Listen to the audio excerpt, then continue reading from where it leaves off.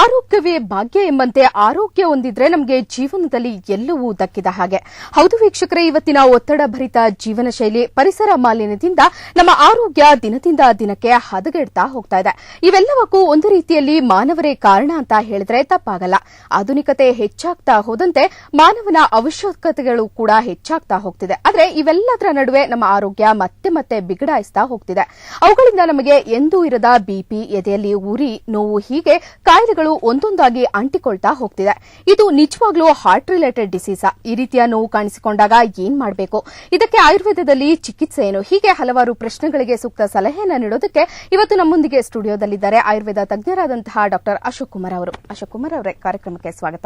ನಮಸ್ಕಾರ. ಇವತ್ತು ನಾವು ಹಾರ್ಟ್ ರಿಲೇಟೆಡ್ ಪ್ರಾಬ್ಲಮ್ ಅನ್ನ ಮಾತಾಡ್ತಾ ಇದ್ದೀವಿ. ಮುಖ್ಯವಾಗಿ ಈಗ ಇತ್ತೀಚಿನ ದಿನದಲ್ಲಿ ಇದು ಹೆಚ್ಚಾಗಿ ಕಾಣ್ತದೆ. ಇದೊಂದು ಸಣ್ಣ ಕಾಯಿಲೆ ಕೂಡ ಅಲ್ಲ, ದೊಡ್ಡ ಸಮಸ್ಯೆ ಅಂತಾನೆ ಹೇಳ್ಬೋದು. ಹಾಗಾದ್ರೆ ನಾವು ಮೊದಲಿಂದ ಸ್ಟಾರ್ಟ್ ಮಾಡೋಣ. ಹಾರ್ಟ್ ಪ್ರಾಬ್ಲಮ್ ಹೇಗಿರುತ್ತೆ?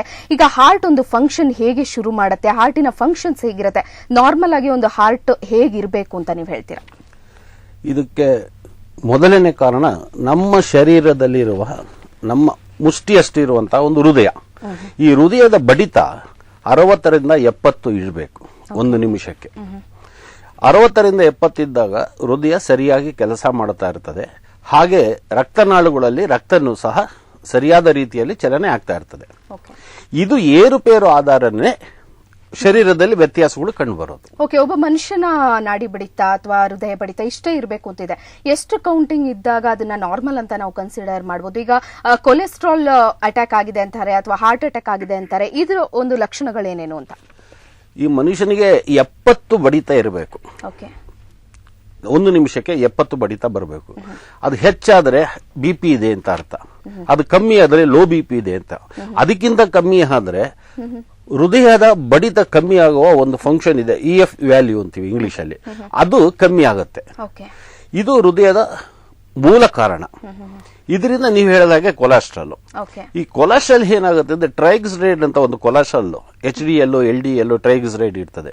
ಇದು ಸಮತೋಲನದಲ್ಲಿ ಇರಬೇಕು. ಯಾವಾಗ ಟ್ರೈಗ್ಲಿಸರೈಡ್ 300, 400, 500 ಈ ರೀತಿ ಆಗ್ತಾ ಹೋಗುತ್ತೆ, ಆಗ ಹೃದಯಕ್ಕೆ ಬಡಿತ ಕಮ್ಮಿಯಾಗಿ ಹೃದಯನ ಹಾಳು ಮಾಡುವ ಸಂಭಾವನೆ ಜಾಸ್ತಿ ಇದೆ. ಅದೇ ಹೃದಯದ ತೊಂದರೆ, ಹಾರ್ಟ್ ಅಟ್ಯಾಕ್ ಅನ್ನೋದು. ಓಕೆ, ಈಗ ನಾರ್ಮಲಿ ಒಂದು ಹೃದಯದ ಫಂಕ್ಷನ್ ಹೇಗ್ ನಡೆಯುತ್ತೆ? ಈಗ ಬ್ಲಡ್ ಸರ್ಕ್ಯುಲೇಷನ್ ಇರ್ಬೋದು, ಹೋಲ್ ಬಾಡಿನ ಒಂದ್ ಕಡೆ ಕಂಟ್ರೋಲ್ ಮಾಡೋದು ಹಾರ್ಟ್ ಅಂತ ಹೇಳ್ಬೋದು. ಸೊ ಇದ್ರ ಪ್ರಾಮುಖ್ಯತೆ ಏನು? ಹೇಗೆ ಇದ್ರ ಫಂಕ್ಷನ್ ನಿರ್ವಹಿಸುತ್ತೆ ಅಂತ? ಇದು ಹೀಗೆ ಹೇಳಿದಾಗೇನೆ ಒಬ್ಬ ಮನುಷ್ಯನಿಗೆ 70 ಬೀಟ್ಸ್ ಬರಬೇಕು. 70 ಬೀಟ್ಸ್ ಬಂದಾಗ ಅದು ಸರಿಯಾಗಿ ಕೆಲಸ ಮಾಡಿ ರಕ್ತನಾಳಗಳು, ನಮ್ಮ ಸೆಂಟ್ರಲ್ ನರ್ವ್ ಸಿಸ್ಟಮ್ ಇಂದ ಕಾಲಿನ ಹೆಬ್ಬೆಟ್ಟಿನವರೆಗೂ ರಕ್ತನಾಳಗಳು ಸರಾಗವಾಗಿ ರಕ್ತ ಚಲನೆ ಆದಾಗ ಯಾವುದೂ ತೊಂದರೆ ಕಾಣೋದಿಲ್ಲ. ಇದು ಅಡೆತಡೆಗಳು ಆದರೇನೆ ತೊಂದರೆಗಳು ಉಪಯೋಗ ಆಗುತ್ತೆ. ಈ ಅಡೆತಡೆಗಳಿಗೆ ಕೊಲೆಸ್ಟ್ರಾಲ್ ಮೂಲ ಕಾರಣ. ಅಂದ್ರೆ ಈಗ ಹಾರ್ಟ್ ಅಟ್ಯಾಕ್ ಗೆ ಬರೀ ಒಂದು ಕೊಲೆಸ್ಟ್ರಾಲ್ ಮಾತ್ರ ಕಾರಣ ಅಂತ ನೀವು ಹೇಳ್ತೀರಾ? ಅಲ್ಲ, ಇದು ಒಂದು ಕಾರಣ. ಈ ರೀತಿ ಮತ್ತೊಂದು ಬೇರೆ ಕಾರಣ ಇರ್ತದೆ. ಫಂಕ್ಷನ್ ಮಾಡೋದಿಲ್ಲ, ಹಾರ್ಟೇ ಫಂಕ್ಷನ್ ಮಾಡೋದಿಲ್ಲ. ಪಂಪಿಂಗ್ ಸಹ ಕಾರಣ ಆಗ್ತದೆ. ಯಾಕೆ ಪಂಪಿಂಗ್ ಮಾಡೋದಿಲ್ಲ? ಯಾಕೆಂದ್ರೆ ಅವರು ಮುಂಜಾಗ್ರತೆ ಏನು ತಗೊಂಡಿರೋದಿಲ್ಲ. ಈಗ ಬಹಳ ಜನ ನೋಡಿರ್ಬೋದು, ಬಹಳ ತೆಳುವಾಗಿರ್ತಾರೆ, 40 kg ಇರ್ತದೆ, ಪ್ರಾಯ ಒಂದು 50 ವರ್ಷ ಅಂತ ಇಟ್ಕೊಳ್ಳೋಣ. ಅವ್ರಿಗೆ 40 kg ತೂಕ ಇರ್ತಾರೆ, ಅದು ಬಹಳ ಸಪೂರ ಇರ್ತಾರೆ. ಈ ಸಪೂರ ಇರಬೇಕಾದವ್ರಿಗೂ ಹಾರ್ಟ್ ಅಟ್ಯಾಕ್ ಆಗುತ್ತೆ. ಒಬೆಸಿಟಿ ಅಂದ್ರೆ 100 kg ಇರೋರ್ಗೂ ಹಾರ್ಟ್ ಅಟ್ಯಾಕ್ ಆಗುತ್ತೆ. ಇದು ವ್ಯತ್ಯಾಸಗಳಿದೆ. ಹಾರ್ಟ್ ಅಟ್ಯಾಕ್ ಅಲ್ಲಿ 3 ವಿಧಾನ ಇದೆ. ಒಂದು ಮ್ಯಾಸಿವ್ ಹಾರ್ಟ್ ಅಟ್ಯಾಕ್, ಬಹಳ ಭುಜದ ನೋವು, ಬಹಳ ತೊಂದರೆ ಕೊಟ್ಟು ಅವರ ಜೀವನದಲ್ಲಿ ಆ ನೋವು ಕಂಡಿರಲ್ಲ, ಅಷ್ಟು ನೋವು ಕೊಟ್ಟು ಬೆವರು ಸುರಿಸಿ ಒಂದು ಅಟ್ಯಾಕ್ ಆಗುತ್ತೆ. ಇದರಲ್ಲಿ ಬಹಳಷ್ಟು ಜನ ಹಾಗೆ ಕೊಲ್ಯಾಪ್ಸ್ ಆಗ್ತಾರೆ.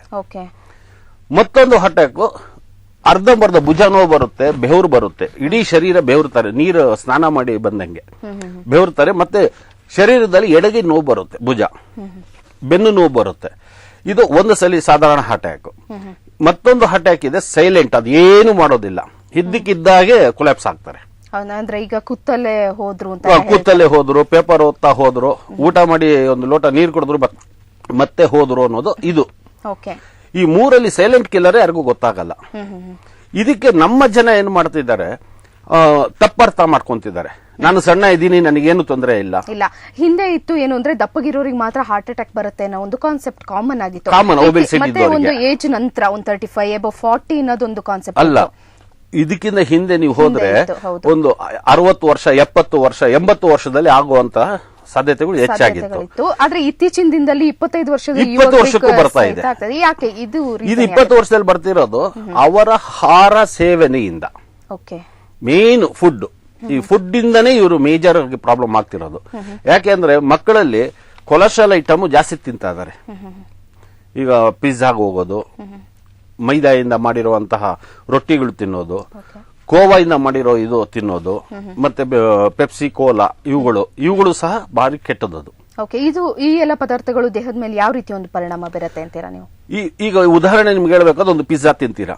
ಒಂದು ಪಿಜ್ಜಾ ತಿಂದ್ರೆ ನಿಮಗೆ ಒಂದು ರಾತ್ರಿ ತಿಂದ್ರೆ, ಇವತ್ತಿನ ರಾತ್ರಿ ನೀವು ತಿಂದ್ರೆ ನಾಳೆ ಬೆಳಿಗ್ಗೆ ಟಿಫನ್ ಮಾಡ್ಲಿಕ್ಕೆ ಹಸುವು ಆಗೋದಿಲ್ಲ. ಯಾಕಂದ್ರೆ ನಮ್ಮ ಲಿವರಿನ ಮೇಲೆ ಆ ಜೀರ್ಣಶಕ್ತಿನ ಕಳ್ಕೊಳ್ಳುತ್ತೆ. ಓಕೆ. ಯಾವಾಗ ಜೀರ್ಣಶಕ್ತಿ ಕಳ್ಕೊಳ್ಳುತ್ತೆ ಹಸುವಾಗಲ್ಲ.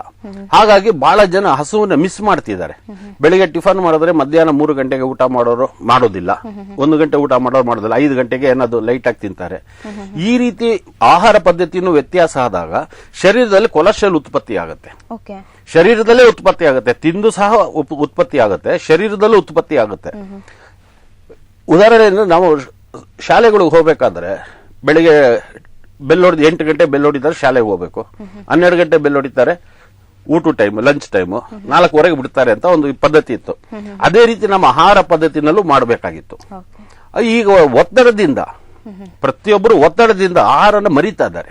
ಎಲ್ಲೋ ಒಂದ್ ಕಡೆ ಒತ್ತಡ ಮಾತ್ರ ಇದಕ್ಕೆ ಕಾರಣ ಆಗುತ್ತೆ ಅಂತ ನೀವು ಹೇಳ್ತಾ ಇದ್ದೀರಿ. ಮೂಲ ಕಾರಣ. ಓಕೆ. ಈಗ ತೆಳ್ಳಗಿರೋ ಪರ್ಸನ್ ಅನ್ನೇ ತಗೊಳ್ಳೋದಾದ್ರೆ ಅವರಲ್ಲಿ ದೇಹದಲ್ಲಿ ಹೆಚ್ಚಿನ ಪ್ರಮಾಣದಲ್ಲಿ ಕೊಲೆಸ್ಟ್ರಾಲ್ ಇರೋದಿಲ್ಲ. ಆ ಟೈಮ್ ನಲ್ಲಿ ಅವರಿಗೆ ಯಾವ ರೀತಿ ಒಂದು ಹಾರ್ಟ್ ಅಟ್ಯಾಕ್ ಕಾಣಿಸ್ಕೊಳ್ಳುತ್ತೆ? ಯಾವೆಲ್ಲ ರೀಸನ್ ಇಂದ ಹಾರ್ಟ್ ಅಟ್ಯಾಕ್ ಕಾಣಿಸ್ಕೊಳ್ಳುತ್ತೆ? ನೋಡಿ, ಒಬ್ಬ ಮನುಷ್ಯನ ಶರೀರದಲ್ಲಿ ಅವ ತೆಳು ಇರಲಿ ದಪ್ಪ ಇರಲಿ, ಹಾರ್ಟ್ ಅಟ್ಯಾಕ್ ಯಾಕೆ ಆಗುತ್ತೆ ಅಂದ್ರೆ ಅವ್ರು ಹುಟ್ಟದಾಗಿಂದ ಅಲ್ಲಿವರೆಗೂ 40 ವರ್ಷ 50 ವರ್ಷದವರೆಗೂ ಅವರು ವೈದ್ಯಕೀಯ ಚಿಕಿತ್ಸೆಗೆ ಹೋಗಿರೋದಿಲ್ಲ, ಚೆಕಪ್ ಮಾಡಿಸಿರಲ್ಲ. ಯಾವಾಗ ಚೆಕಪ್ ಮಾಡಿಸಿರಲ್ವ ಅವರು ನನಗೆ ಪ್ರಾಯ ಆಗಿದೆ, ನಾನು ಆಯಾಸ ಆಗ್ತಿದೆ ಅಂತ ಒಂದು ಮನೋಭಾವದಿಂದ ಅವ್ರು ಹೋಗ್ತಿರ್ತಾರೆ. ಯಾವಾಗ 40 ವರ್ಷ ಮೇಲ್ಪಟ್ಟವರು, ನನ್ನ ಅನಿಸಿಕೆ ಪ್ರಕಾರ ಏನು ಅಂದ್ರೆ ಪ್ರತಿಯೊಬ್ಬರು ಒಂದು ಮೆಡಿಕಲ್ ಚೆಕಪ್ ಮಾಡಿಸೋದು ಒಳ್ಳೇದು. ಎವ್ರಿ ಇಯರ್ 2 ಇಯರ್ಸ್ ಒಂದು ಮಾಡೋದು ಒಳ್ಳೇದು. ಹಾಗೆ ನೀವು ನೋಡಕ್ ಹೋದ್ರೆ ಜಿಮ್ಮಲ್ಲಿ ಮಾಡೋರು, ಜಿಮ್ಮಲ್ಲಿ ಪ್ರಾಕ್ಟೀಸ್ ಮಾಡೋರು, ಆ ಊರಿಗೆ ಬಹಳಷ್ಟು ಬೇಗ ಹೃದಯ ತೊಂದರೆ ಬರುತ್ತೆ. ಯಾಕಂದ್ರೆ ಅವರ ತಿನ್ನುವ ಆಹಾರ ಕೊಲೆಸ್ಟ್ರಾಲ್ ಐಟಮ್ ಜಾಸ್ತಿ ಇರ್ತದೆ. ಅಂದ್ರೆ ಮಟನ್, ಚಿಕನ್, ಮತ್ತೊಂದು ತಿಂತಾ ಇರ್ತಾರೆ. ಜೊತೆನಲ್ಲಿ ಎಕ್ಸರ್ಸೈಸ್ ಚೆನ್ನಾಗಿ ಮಾಡ್ತಾ ಇರ್ತಾರೆ. ಎಕ್ಸರ್ಸೈಸ್ ಮಾಡಿ ಬಿಟ್ಟು ಬಿಡ್ತಾರೆ 1 ವರ್ಷ 2 ವರ್ಷ ಮಾಡಿ. ಮತ್ತೆ ಅವರ ಹೃದಯ ಪಕ್ಕದಲ್ಲಿರುವ ಚರ್ಮಗಳು ಲೂಸ್ ಆಗಿರುತ್ತೆ. ಇವ್ರು ಎಕ್ಸರ್ಸೈಸ್ ಮಾಡಿ ಮಾಡಿ ಬಾಡಿ ಬಿಲ್ಡಪ್ ಮಾಡಿರ್ತಾರೆ. ಲೂಸ್ ಆದಾಗ ಅವ್ರಿಗೆ ಅನುಭವ ಬರೋದಿಲ್ಲ. ಅವರು ಎಕ್ಸರ್ಸೈಸ್ ಬಿಟ್ಟ ನಂತರ ನಡೀತಾ ಹೋದಾಗ ಅವ್ರಿಗೆ ಆಯಾಸ ಆಗುತ್ತೆ. ಫ್ಲಾಟ್ ರೋಡ್ ಅಲ್ಲಿ ಕಾಣೋದಿಲ್ಲ, ಅಪ್ಪು ಅಂತೀವಲ್ಲ, ಅಪ್ಪಲ್ಲಿ ಹೋದಾಗ ಆಯಾಸ ಕಾಣುತ್ತೆ.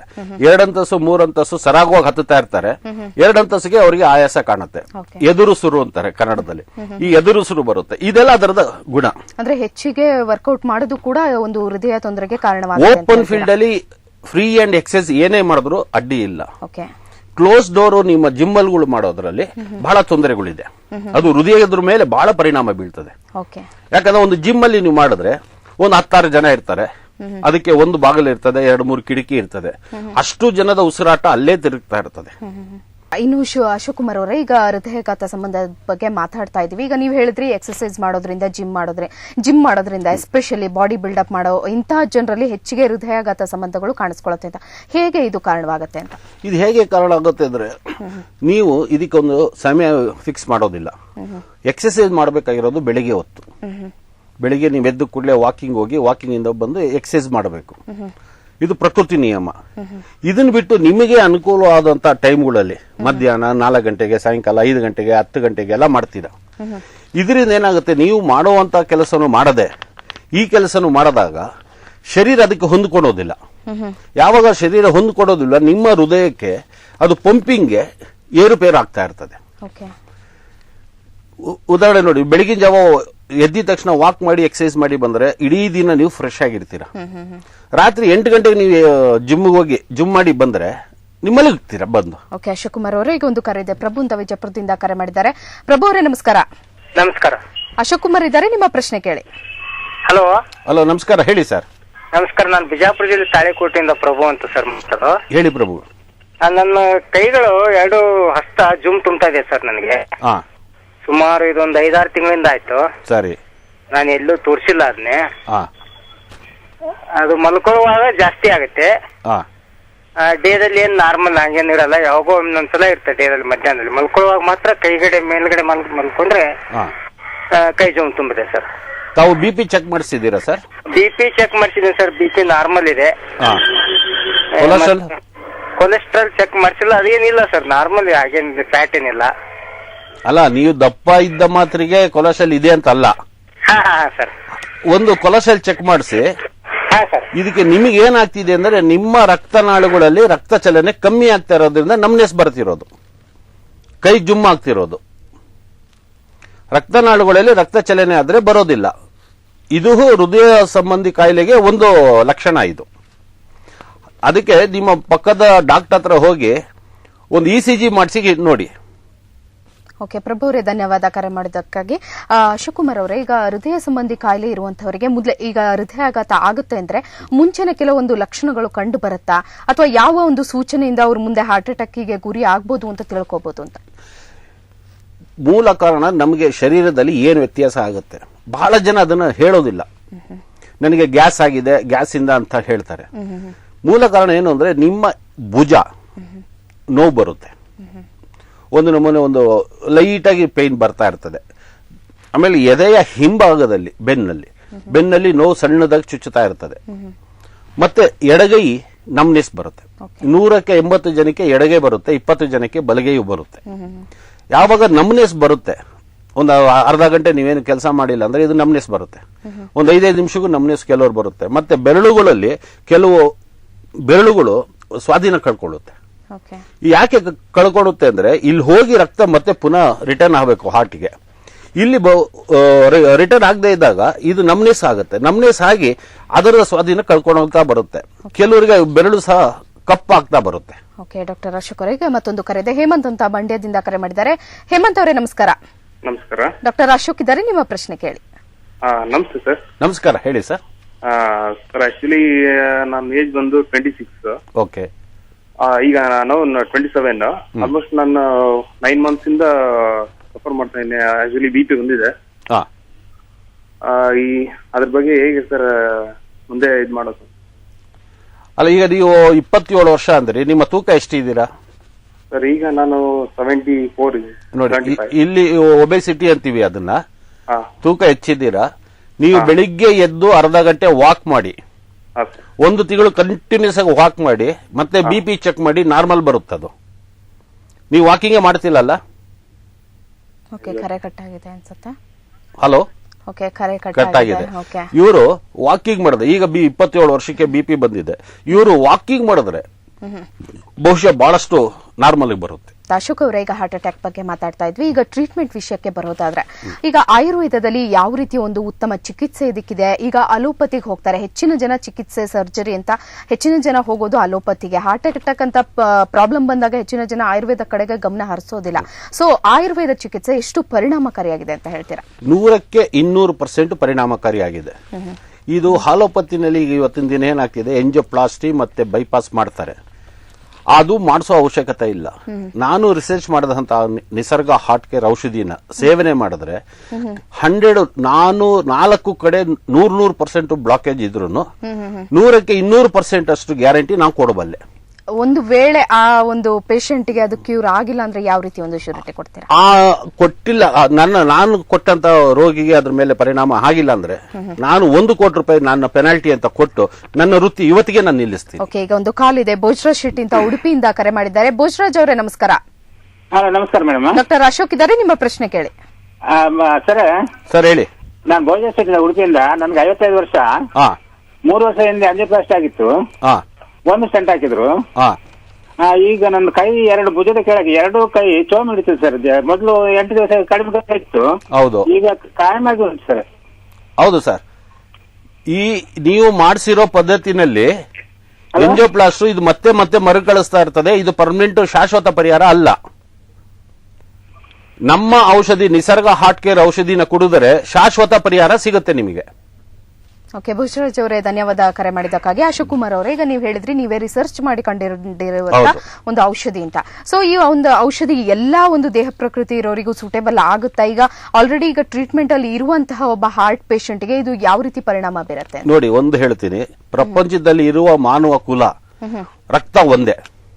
ಈಗ ಇಂಡಿಯಾದವರು ಅಮೆರಿಕಾಗೂ ಆಕ್ಸಿಡೆಂಟ್ ಆದ್ರೆ ರಕ್ತ ಕೊಡ್ತಾರೆ, ಅಮೆರಿಕನ್ ರಕ್ತ ಕೊಡ್ತಾರೆ. Okay. ಅಮೆರಿಕದವನು ಸೌತ್ ಆಫ್ರಿಕಾಗೆ ಬಂದ ಆಕ್ಸಿಡೆಂಟ್ ಆದಾಗ ಅವನಿಗೆ ಅಮೆರಿಕದ ರಕ್ತ ಕೊಡ್ತಾರೆ, ಸೌತ್ ಆಫ್ರಿಕಾ ರಕ್ತ. ಹಾಗಾಗಿ ರಕ್ತ ಒಂದೇ. ಓಕೆ. ಇಡೀ ಮಾನವ ಕುಲಕ್ಕೆ ಒಂದೇ ಔಷಧಿ. ನಾನು ಸಂಶೋಧನೆ ಮಾಡಿರೋದು ಅಂತ ಔಷಧಿ ನಿಸರ್ಗ ಹಾರ್ಟ್ ಕೇರ್. ಓಕೆ. ನಂತರ ಈ ನಿಸರ್ಗ ಹಾರ್ಟ್ ಕೇರ್ ಅಲ್ಲಿ ತಲೆಯಿಂದ ಕಾಲವರೆಗೂ ಶಾಶ್ವತ ಪರಿಹಾರ ಸಿಗುತ್ತೆ. ಇದನ್ನ ಬೈಪಾಸ್ ಸರ್ಜರಿ ಆದವರು ಕುಡಿಬೇಕು, ಎಂಜಿಯೋಪ್ಲಾಸ್ಟಿ ಆಗಿರೋರು ಕುಡಿಬೇಕು, ಸಿಂಟಮ್ಸ್ ಇರೋರು ಕುಡಿದ್ರೆ ಅವರ ಜೀವನ ಪರ್ಯಂತ ಹಾರ್ಟ್ ಪ್ರಾಬ್ಲಮ್ ಬರೋದಿಲ್ಲ. ಅಂದ್ರೆ ಈಗ ಬ್ಲಾಕೇಜಸ್ ಇರುತ್ತೆ, ಈಗ ಹಾರ್ಟ್ ಪ್ರಾಬ್ಲಮ್ಸ್ ಅಂದಾಗ ಸಾಕಷ್ಟು ರೀತಿಯ ಸಮಸ್ಯೆಗಳು ಇರುತ್ತೆ. ಬ್ಲಾಕೇಜಸ್ ಇರ್ಬೋದು, ಅದ ಪಂಪಿಂಗ್ ಸರಿ ಇಲ್ಲದೆ ಇರ್ಬೋದು, ಈ ರೀತಿ ಎಲ್ಲಾ ಸಮಸ್ಯೆಗಳಿಗೂ ಈ ಒಂದೇ ಔಷಧಿ ಪರಿಹಾರ ಕೊಡುತ್ತೆ ಅಂತೀರಾ ನೀವು? ಒಂದೇ ಒಂದು ಔಷಧಿ ಪರಿಹಾರ ಕೊಡುತ್ತೆ. ಆಮೇಲೆ ಇವತ್ತಿನ ದಿನ ನೀವು ಕೇಳಬಹುದು EF ವ್ಯಾಲ್ಯೂ 20% ಬಂದಾಗ ಫೇಸ್ ಮೇಕರ್ ಹಾಕ್ಬೇಕು ಅಂತಾರೆ. ಈ ಫೇಸ್ ಮೇಕರ್ ಹಾಕೋದನ್ನು ಅವಶ್ಯಕತೆ ಇಲ್ಲ. ಫೇಸ್ ಮೇಕರ್ ಹಾಕೋ ಅವಶ್ಯಕತೆ ಇಲ್ಲ, ಬೈಪಾಸ್ ಮಾಡೋ ಅವಶ್ಯಕತೆ ಇಲ್ಲ, ಎಂಜಿಯೋಪ್ಲಾಸ್ಟ್ ಮಾಡೋ ಅವಶ್ಯಕತೆ ಇಲ್ಲ. ಯಾವುದೇ ಸಂದರ್ಭದಲ್ಲಿ ಎಷ್ಟೇ ಆಗಿಲ್ಲ, ಈಗ ಆಪರೇಷನ್ ಮಾಡಬೇಕು ಅಂದ್ರೂ ಮಾಡಿಸೋ ಅವಶ್ಯಕತೆ ಇಲ್ಲ. ನಮ್ಮ ಔಷಧಿ ಸೇವನೆ ಮಾಡಿದ್ರೆ 6 ತಿಂಗಳಲ್ಲಿ ಸಂಪೂರ್ಣ ಗುಣಮುಕ್ತರಾಗ್ತಾರೆ. ಉದಾಹರಣೆಗಳಿದ್ದಾವ ಈ ರೀತಿ ಗುಣಮುಖ ಆಗಿರುವಂತ ಸಾವಿರಾರು ಪೇಷಂಟ್ ಇದ್ದಾರೆ, 1-2 ಅಲ್ಲ, ಲಕ್ಷಾಂತರ ಪೇಷಂಟ್ ಇದ್ದಾರೆ. ಇವತ್ತವರೆಗೂ ನಾನು ಫೇಲ್ಯೂರ್ ಆಗಿಲ್ಲ. ಹೃದಯದ ಕಾಯಿಲೆ ಯಾವುದೇ ಇರಲಿ, ಅದನ್ನ 100ಕ್ಕೆ 200% ನಾನು ಅದನ್ನ ವಾಸಿ ಮಾಡಬಲ್ಲೆ. ಒಂದು ಹೃದಯ ಕಾಯಿಲೆ ದೊಡ್ಡ ಕಾಯಿಲೆ ಅಂತ ಭಯ ಪಡೋದು ಅವಶ್ಯಕತೆ ಇಲ್ಲ. ವೀಕ್ಷಕರಿಗೆ ನಾನು ಹೇಳೋದೇನು ಅಂದ್ರೆ, ಹಾರ್ಟ್ ಅಟ್ಯಾಕ್ ಆಗ್ಲಿ ಮತ್ತೊಂದಾಗ್ಲಿ ಮಾಡಬೇಡಿ, ಲಕ್ಷಾಂತರ ರೂಪಾಯಿ ಖರ್ಚು ಮಾಡಬೇಡಿ. ಈಗ ಲಕ್ಷಾಂತರ ರೂಪಾಯಿ ಕೊಟ್ಟು ಖರ್ಚು ಮಾಡೋದನ್ನು ಪುನಃ 2 ವರ್ಷದಲ್ಲಿ ಬೈಪಾಸ್ ಮಾಡೋದು ಕೇಸ್ಗಳು ಬಹಳಷ್ಟು ಬರ್ತಾ ಇದೆ. ಶಾಶ್ವತ ಪರಿಹಾರ ಇಲ್ಲ ಈ ತರ ಪದ್ಧತಿನಲ್ಲಿ. ನನ್ನ ಸಂಶೋಧನೆಯಲ್ಲಿ 100ಕ್ಕೆ 200% ಗ್ಯಾರಂಟಿ ಇದೆ. ಈಗ ಒಂದು ಕರೆ ಇದೆ, ಶಶಿಕಲಾ ಅಂತ ಬೆಂಗಳೂರಿಂದ ಕರೆ ಮಾಡಿದ್ದಾರೆ. ಶಶಿಕಲಾ ಅವರೇ ನಮಸ್ಕಾರ. ನಮಸ್ಕಾರ. ಡಾಕ್ಟರ್ ಅಶೋಕ್ ಇದ್ದಾರೆ, ನಿಮ್ಮ ಪ್ರಶ್ನೆ ಕೇಳಿ. ಸರ್ ನಮಸ್ಕಾರ. ನಮಸ್ಕಾರಮ್ಮ, ಹೇಳಿ. ಸರ್ ನನ್ಗೆ 6 ತಿಂಗಳಿಂದ ತುಂಬಾ ಇದು ಎದೆ ಬಡ್ತ ಜಾಸ್ತಿ ಬರುತ್ತೆ. ಆಮೇಲೆ ಸ್ವೆಟ್ ಆಗೋದು, ಒಂದ್ಸತಿ ತಲೆ ಸುತ್ತಬಿಟ್ಟು ಅನ್ಕಾನ್ಶಿಯಸ್ ಆಗಿ ಬಿದ್ಬಿಟ್ಟಿದೆ. ಆಮೇಲೆ ಡಾಕ್ಟರ್ ಹತ್ರ ತೋರ್ಸ್ಕೊಂಡೆ, ಅವರು ಇದು BP 190 ಇದೆ ಅಂತ ಹೇಳಿದ್ರು. ಆಮೇಲಿಂದ BP ಮಾತ್ರೇನು ತಗೊಂತಾ ಇದೀನಿ. ಸರಿನಮ್ಮ. ಆಮೇಲೆ ಇದು ಆದ್ರೂನು ತಿರುಗು ಅದೇ ತರ ಇದೆ, ಅದಕ್ಕೋಸ್ಕರ. ಊನಮ್ಮ, ನೀವು ಈ BP ಮಾತ್ರೆ ಮತ್ತು ಈ ತರ ಯಾವುದೇ ಮಾತ್ರೆಗಳಾದ್ರೂ ಇದು ಶಾಶ್ವತ ಪರಿಹಾರ ಅಲ್ಲ. ಲೈಫ್ ಲಾಂಗ್ ತಗೊಬೇಕು ಅಂತ ಡಾಕ್ಟರ್ ಅಡ್ವೈಸ್ ಮಾಡ್ತಿದ್ದಾರೆ. ಆದ್ರೆ ನಾನು ಸಂಶೋಧನೆ ಮಾಡಿರುವ ಒಂದು ಔಷಧಿ ಸೇವನೆ ಮಾಡಿದ್ರೆ ನೀವು BP ಮಾತ್ರೆ ಸಹ ಬಿಡಬಹುದು, ನಿಮ್ಮ BP ಸಹ ಕಂಟ್ರೋಲ್ಗೆ ಬರುತ್ತೆ. ಎಷ್ಟೇ BP ಇದ್ರೂ 100/200 ಇದ್ರೂ ಇದರಲ್ಲಿ ಗುಣಪಡುತ್ತೆ. ಅದಕ್ಕೆ ನೀವು ನಮ್ಮ ಔಷಧಿ ಸೇವನೆ ಮಾಡ್ತೀವಿ, 10 ದಿನಕ್ಕೆ ನಿಮ್ಮ ಮನೆಯ ಪಕ್ಕದಲ್ಲಿ ಡಾಕ್ಟರ್ ಚೆಕ್ ಮಾಡಿಸ್ತಾ ಬಂದಾಗ ನಿಮಗೆ ಗೊತ್ತಾಗುತ್ತೆ. ಓಕೆ ಶಶಿಕಲಾ ಅವರೇ, ಧನ್ಯವಾದ ಕರೆ ಮಾಡಿದ್ದಕ್ಕಾಗಿ. ಈಗ ನೀವು ಹೇಳಿದ್ರಿ ಈ ಒಂದು ಔಷಧಿಯಲ್ಲಿ ಎಲ್ಲ ರೀತಿ ಈಗ BP ಇರ್ಬೋದು. ಹಾಗಾದ್ರೆ ಈಗ ಒಬ್ಬ ವ್ಯಕ್ತಿಯಿಂದಾಗ ಅವನಿಗೆ ಸಾಕಷ್ಟು ಸಮಸ್ಯೆ ಇರುತ್ತೆ, ಹೃದಯ ಸಂಬಂಧಿ ಕಾಯಿಲೆ ಇರುವಂತವನಿಗೆ ಈಗ BP, ಶುಗರ್ ಈ ರೀತಿ ಸಾಕಷ್ಟು ಸಮಸ್ಯೆ ಇದ್ದಾಗ ನಿಮ್ಮ ಔಷಧಿ ಎಲ್ಲದಕ್ಕೂ ಒಂದು ಪರಿಣಾಮ ಕೊಡುತ್ತೆ ಅಂತೀರಾ? ಯಾವ ರೀತಿ ಔಷಧಿ ಕೆಲಸ ಮಾಡುತ್ತೆ ಅಂತ? ಯಾವ ರೀತಿ ಮಾಡುತ್ತೆ ಅಂದ್ರೆ, ಇಡೀ ಶರೀರವನ್ನು ಪುನರ್ಚೇತನ ಮಾಡುತ್ತೆ. ಇದರಲ್ಲಿ 108 ಗಿಡಮೂಲಿಕೆಯಿಂದ ಮಾಡಿರೋದು. ನಮ್ಮ ಆಯುರ್ವೇದ ಪದ್ಧತಿನಲ್ಲಿ ನಾವು ಬ್ಯಾಲೆನ್ಸ್ ಮಾಡೋದು ವಾತ, ಪಿತ್ತ, ಕಫ. ಈ ವಾತ, ಪಿತ್ತ, ಕಫನ ಒಂದು ಸಮನಾಗಿ ತಂದರೆ ಶರೀರದಲ್ಲಿರುವ ಇತರ ಕಾಯಿಲೆಗಳು ಸಹ ಗುಣ ಆಗ್ತದೆ. ಅಂದ್ರೆ ಈಗ ನಿಮ್ಮ ಔಷಧಿ ತಗೊಂಡ್ರೆ ಎಲ್ಲಾ ಕಾಯಿಲೆಗಳಿಗೂ ಸಮಸ್ಯೆ ಇಲ್ಲೇ ಸಿಕ್ಬಿಡುತ್ತೆ ಅಂತ ನೀವು ಹೇಳ್ತೀರಾ? ಹೌದು. ಅಂದ್ರೆ ಬೇರೆ ಯಾವ ಔಷಧಿನೂ ಬೇಕಾಗಲ್ಲ, ಬೇರೆ ಯಾವ ಕಾಯಿಲೆಗೂ. ನಾವು ಬೈಪಾಸ್ ಆದವರಿಗೆ ಮಾತ್ರೆ ಸಹ ಬಿಡಿಸಿದೀವಿ. ಸಾಯೋ ತನಕ ತಿನ್ಬೇಕು ಅಂತ 10 ಮಾತ್ರೆ ಕೊಡ್ತಾರೆ, ಅದನ್ನು ನಾವು ನಿಲ್ಸಿದೀವಿ. ನಿಲ್ಸಿ 5 ವರ್ಷ ಆಗಿದೆ, ಇವತ್ತು ಚೆನ್ನಾಗಿದ್ದಾರೆ. ಎಂಜಿಯೋಪ್ಲಾಸ್ಟ್ ಮಾಡಿದ್ರು ಮಾತ್ರ ಒಂದು ಗುಳಿಗೆ ತಿನ್ಬೇಕಾಗುತ್ತೆ. ಯಾಕಂದ್ರೆ ಎಂಜಿಯೋಪ್ಲಾಸ್ಟ್ ರಸ್ಟ್ ಹಿಡಿಬಾರದು ಅಂತ, ಶರೀರದ ಒಳಗಡೆ ಇರ್ತದೆ, ಅದು ರಸ್ಟ್ ಹಿಡಿಬಾರದು ಅಂತ ಒಂದು ಮಾತ್ರೆ. ಅವ್ರಿಗೂ ಸಹ ಎಲ್ಲಾ ಮಾತ್ರೆ ನಿಲ್ಲಿಸ್ತೀವಿ.